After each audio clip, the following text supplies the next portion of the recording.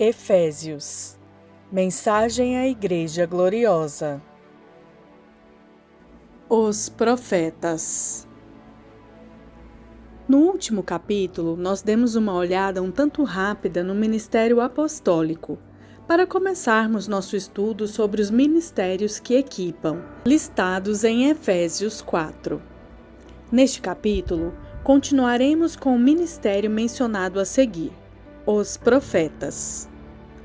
Naturalmente, o melhor que podemos fazer com um livro de formato curto como este é necessariamente superficial, e, portanto, estamos apenas tentando tocar em alguns dos pontos importantes de cada um desses ministérios.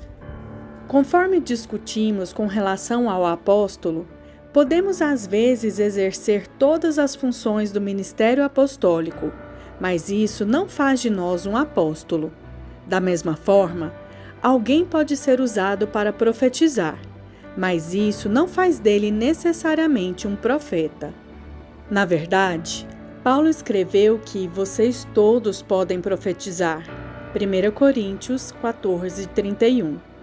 Também lemos em Atos 2:17. Nos últimos dias, diz Deus, derramarei do meu espírito sobre todos os povos. Os seus filhos e as suas filhas profetizarão. Os jovens terão visões. Os velhos terão sonhos. Vemos que quando o Senhor derrama seu espírito, todos profetizam, jovens e velhos, homens e mulheres. Então, ter simplesmente uma revelação profética não faz de alguém um profeta. O que o torna então profeta? Novamente, estes ministérios listados em Efésios 4 são ofícios para os quais se deve ser comissionado. Há uma diferença entre ser chamado e ser comissionado para aquele ministério.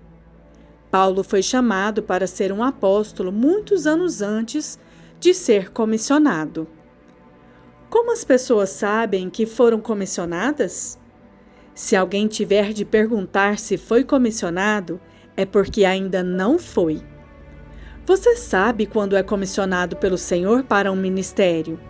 Há muitas maneiras diferentes pelas quais Ele comissiona seus ministérios na Bíblia, mas todas elas não deixam dúvidas.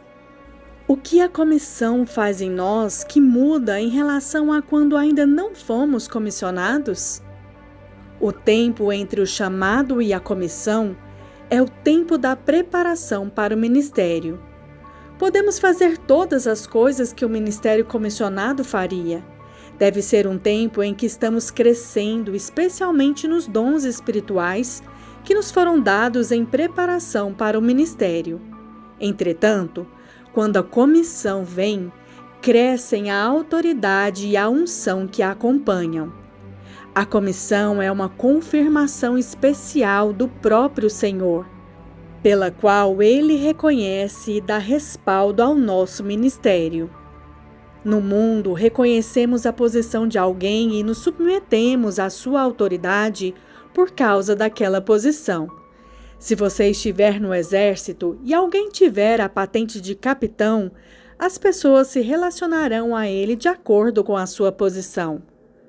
Alguns serão compelidos a se submeter à autoridade. Os que estão em posição mais elevada esperam que os de posição inferior se submetam a eles, independentemente de quem for mais inteligente, mais cheios de recurso ou quem for o maior líder. Na igreja não é assim. Buscamos ser guiados pelo Espírito Santo. Portanto, reconhecemos a unção e a comissão que estão na vida de alguém. Somente os verdadeiramente espirituais conseguem entender isso. Mesmo assim, é algo em que precisamos amadurecer, se a igreja pretende ser o que foi chamada para ser nos últimos dias. Então, o que os profetas fazem que os distingue dos outros ministérios que equipam?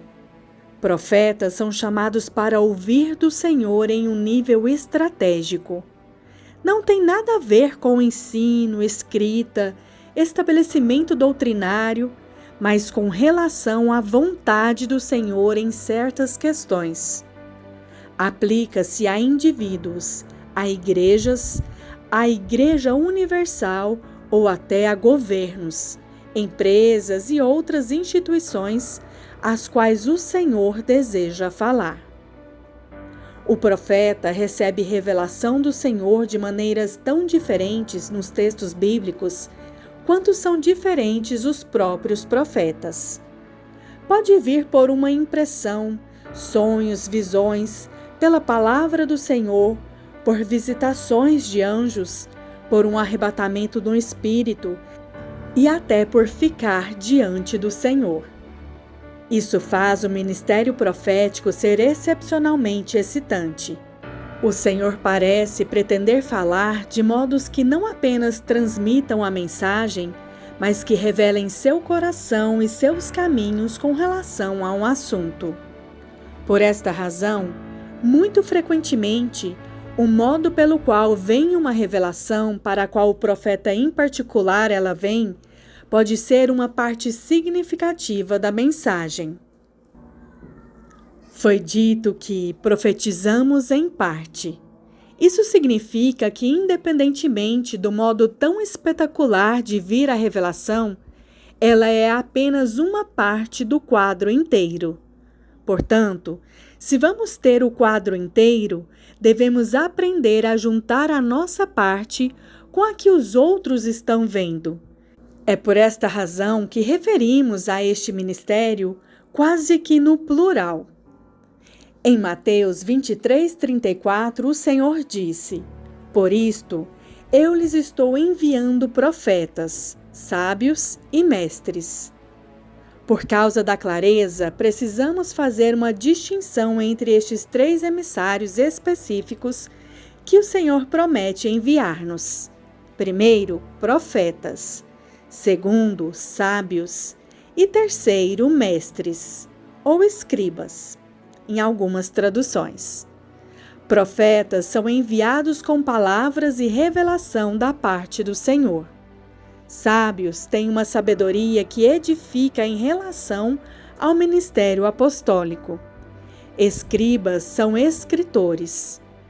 Cada um desses tem uma função e uma autoridade diferente.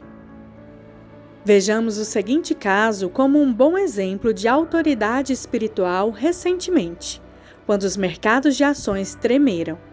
Observei com interesse quando o presidente tentou garanti-los e estabilizá-los com um discurso sobre como a economia estava indo bem. Os mercados caíram até mais. Mas depois, Alan Greenspan, chefe do Federal Reserve, Banco Central, disse basicamente as mesmas coisas no dia seguinte e houve imediatamente um efeito positivo. Certamente, o presidente tem mais autoridade pela sua posição do que o chefe do Federal Reserve. Mas não tem mais autoridade em relação à economia. Ambos estavam realmente tentando abordar uma questão espiritual, o medo. Alan Greenspan tem um longo currículo de credibilidade que a comunidade empresarial respeita. Ele é um homem sábio na área. O presidente ainda não tem essa espécie de currículo em relação à economia, e embora exerça uma posição mais elevada, Greenspan tem maior autoridade espiritual do que o presidente em algumas áreas. Agora, suponha que alguém tenha alcançado a credibilidade de que realmente ouve do Senhor, de tal forma que a sua mensagem seja aceita como vinda diretamente de Deus. Seria diferente da espécie de autoridade que um sábio tem pela sua sabedoria. A autoridade profética que vem por um histórico de se ouvir de Deus com precisão está com certeza acima da simples sabedoria.